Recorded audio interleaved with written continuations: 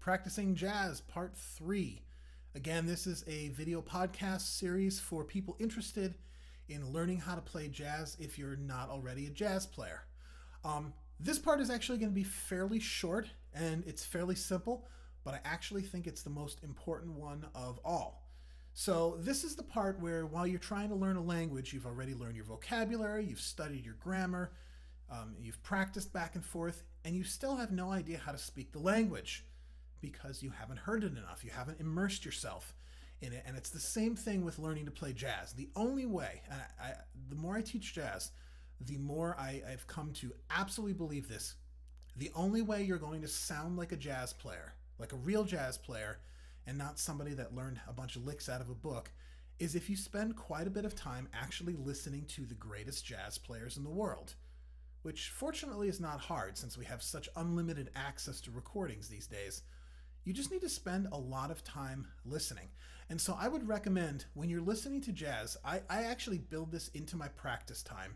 I try to make this the third of 3 parts if you're practicing. So if you're doing your 45 minutes of jazz practice a day, this is the last 15 minutes devoted exclusively to listening and transcribing. And listening needs to be done in an active sort of way where that's the thing that you're focusing on instead of listening to jazz while you're washing dishes or driving or having a conversation with somebody else. That's passive listening, and it's not going to make you really learn to play jazz the way that active listening will. So the other thing that I think is really important is deep listening rather than broad listening. In other words, this is the problem with things like Spotify today is it's too easy to listen to a huge variety of tracks, listen to hundreds of different jazz tracks, instead of doing what our greatest jazz heroes, guys like Charlie Parker and Miles Davis and Lee Morgan and Bill Evans did. They would sit and they would wear out their records. They'd get a record and they listen to it over and over and over and over again until it literally wore out. Fortunately, we don't have that problem today, but we have the problem of too much access to too much material. So I really encourage you, when you find a song you like or an album that you like, or at the very least an artist that you like, binge listen to that person. Listen to everything you possibly can. So I would almost encourage you, if you're going to be practicing over the summer, find your artist of the summer. Say that this is going to be my summer of Joe Henderson, and I'm just going to listen to Joe Henderson constantly and listen to everything that he's ever put out and try to get inside Joe Henderson's sound. It'll make you better than listening to 200 different jazz artists over the summer and not being able to really identify their sound. You want to get to the point where you hear 5 seconds of anybody playing or even 1 second of them playing and knowing instantly, oh, that's Joe Henderson and here's why. Okay, so that's the listening part. The transcribing part, this is crucial. If you don't transcribe, you will not sound like a jazz player. So again, just build it into your practice. A couple minutes of transcription a day will make you a great player.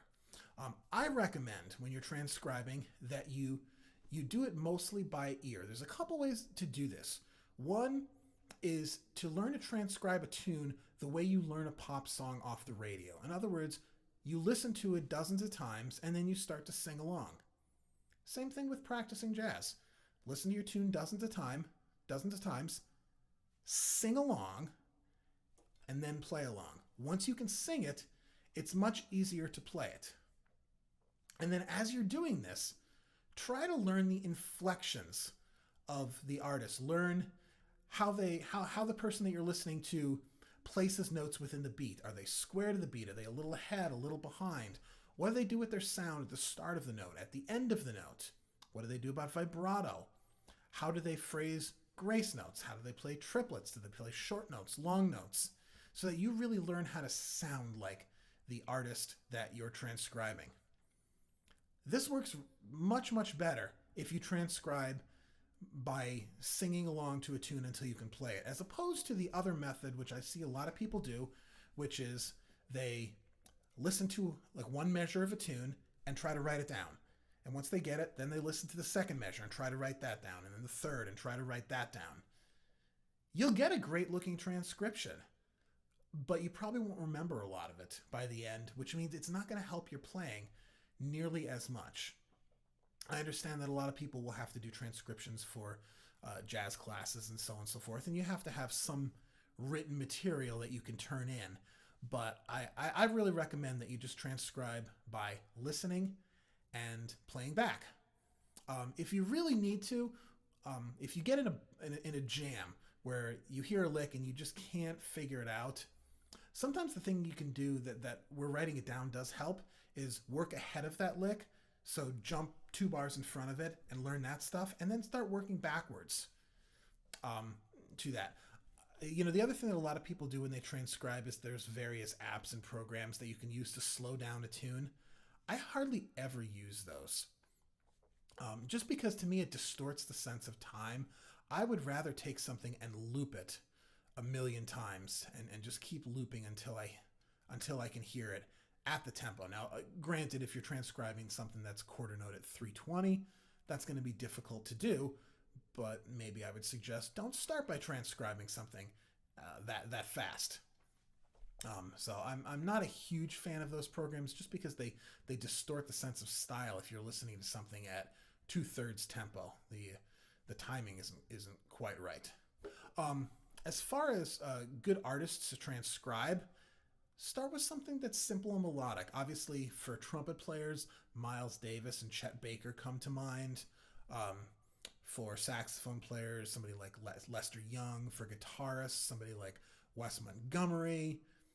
You could start with John Coltrane. No, I'm just kidding. Don't start with John Coltrane. He's very, very difficult to transcribe because of the flurry of notes that he produces and also the way that he times them. I actually find it much easier to transcribe somebody like Sonny Rollins as opposed to John Coltrane, because when Sonny plays, a lot of his notes are much more square to the beat. Along the same lines, I find it generally easier to transcribe Freddie Hubbard than Woody Shaw, because again, Freddie plays much more square to the beat, where Woody is off playing quintuplets and things like that. So again, start with some of these artists that are fairly easy. I would say more people start by transcribing Miles Davis than anybody else on the planet, and you really can't go wrong. I would stick with generally 1950s Miles Davis. It gets a little harder to transcribe once you get into a second quintet in the 60s, but anything from the Kinda Blue album or the Milestones album or any of the Prestige records, Walkin's another great one. Someday My Prince Will Come.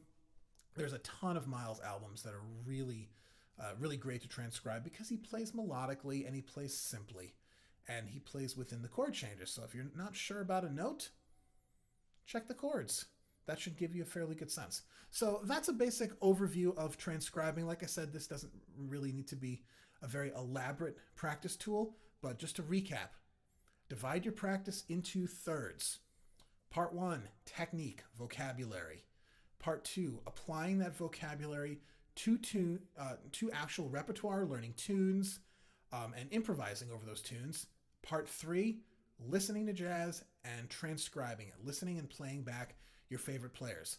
If you do all 3 of those parts every day and dedicate at least a decent amount of time, again, remember this is learning a language, so you're not going to go from 0 to Charlie Parker over the course of a summer. Remember that Charlie Parker practiced for 10 hours a day for several years to turn himself into Charlie Parker.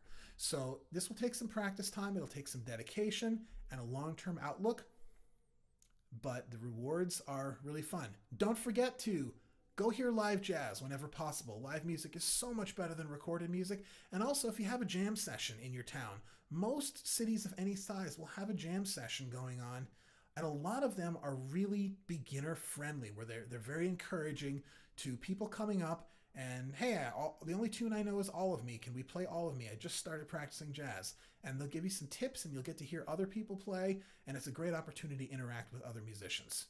So with that, enjoy your jazz practice. Feel free to get in touch if you have questions or comments. Have fun.